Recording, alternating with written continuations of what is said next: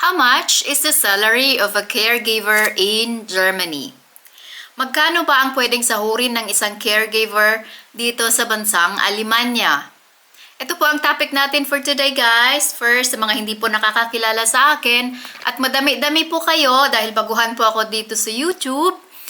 Ako po si Teresa. Matagal na po ako nakatira dito sa Germany. I think for the last around 15 years na po kasi 2011 ako nagpunta dito ng spring. So medyo matagal-tagal na rin po akong nandito kaya gusto kong i-share sa inyo ang aking mga nalalaman at based sa aking personal experience kung ano po yung mga napagdaanan ko dito bilang isang foreigner. Nung bago po ako dito at wala pang masyadong alam sa kanilang lingwahe, yung German language, ang unang-una pong naging trabaho ko ay ang pagiging isang caregiver sa isang nursing home. So, gusto ko po sanang i-share na yung trabaho po na ito ay maganda naman at pwede nyo ring applyan habang hindi pa kayo masyadong marunong mag-German at kung wala kayong ibang bachelor's degree galing sa Pilipinas. So, magkano nga ba ang sahod ng mga caregiver? Ito po ay depende kung saang Bundesland kayo nakatira. Ang salary range po ay between 27,000 to 42,000 a year. Ito po ay bruto. Ang bruto gehalt po ay wala pang bawas na income tax at social charges. May video po akong ginawa, nakapost na po yan sa YouTube channel ko kung ano at paano kwentahin ang income tax at social charges. Usually po, mas mataas ang pasahod sa West Germany. Ngayon po, hindi na yan official na tinatawag na East and West Germany. Pero kung sa sahuran lang din ang usapan, meron pa din pong diferensya ang pasahod sa East and West. At mas mataas po kahit na anong trabaho dito sa West Germany kasi mas mataas din naman ho ang expenses. So, yung 27 to 42,000 doon po naka-range yun. Pero ang average po na sinasahod ng isang caregiver in a year is around 36,000 euro. So, 36 divided by 12 months, nasa mga 2,400 a month. Yun po ay bruto gehalt.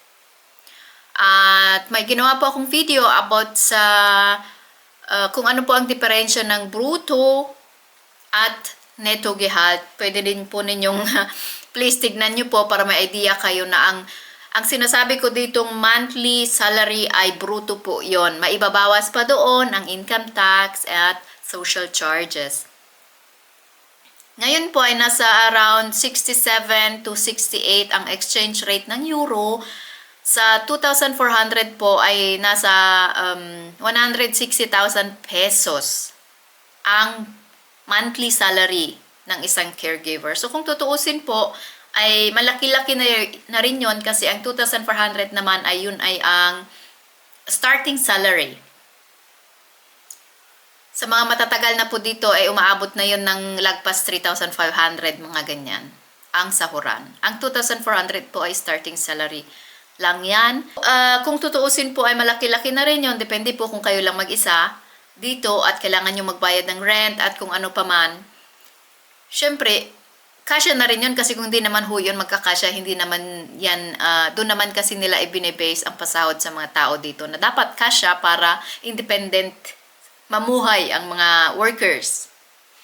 So, kung sakali man po na may asawa ka, at hindi ka na kailangan magbayad ng rent or hindi ka na makishare, malaki na rin yon. Kasi sa akin dati, nagtrabaho po ako ng 5 years as a helper, yun nga ay caregiver. At kung tutuusin, compare sa mga sahod sa Pilipinas, alam naman natin pa sahod sa Pilipinas. Kahit nga ang nurse, pasalamat na kung may 30,000 a month ang pasahod. So, kung sa mga nagbabalak po na papunta dito, bago pa kayo magpunta dito, at kung sa mga katulad ko po na walang degree na natapos sa Pilipinas, pwede po kayong mag-aral na ng caregiver kasi magagamit nyo yan kung sakali man na magtrabaho kayo dito. Kasi ang caregiver naman po ay isa sa pinakamataas ang pasahod sa mga basic work dito, yung mga work na pwedeng gawin ng mga hindi nakapag-aral. Isa pa din po ang pagiging caregiver ang pinakamataas na sahod. Kaya yun ang tsaka madali kang matanggap dahil kailangan talaga nila 'yan. Ang ratio po normally sa nursing home sa isang station sa isang shift minimum may isang nurse, yung talagang professional nurse at 2 helper. Yun sa amin dati. Depende po kung gaano kalaki ang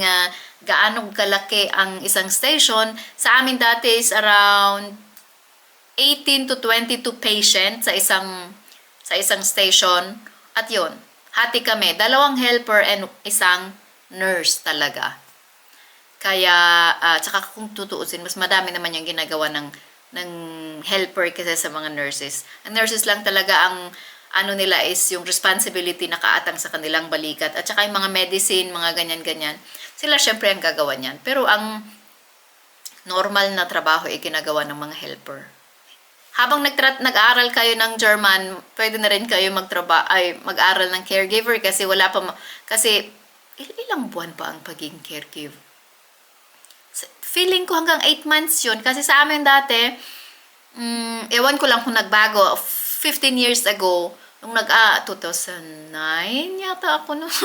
2009, ang pagiging caregiver is 6 months theory at training ka na ng 2 months, around 2 weeks sa hospital, 2 weeks sa nursing home kami dati, and then 2 weeks din sa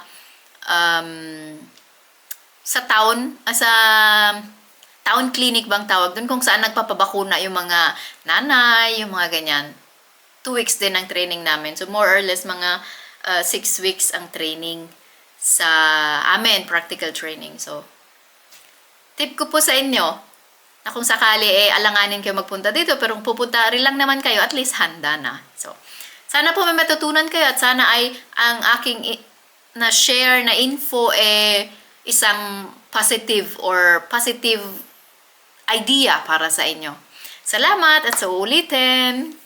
Thank you. Please subscribe po kayo kasi wala pa po talaga akong subscriber. Or kung meron man, siguro during this time na kinukuha ko po ang video na ito ay nasa 7 subscriber pa lang ako. Pero salamat sa mga nag-subscribe at salamat sa mga nag-comment. Sana tuloy po kayo sa pag-comment. Thank you!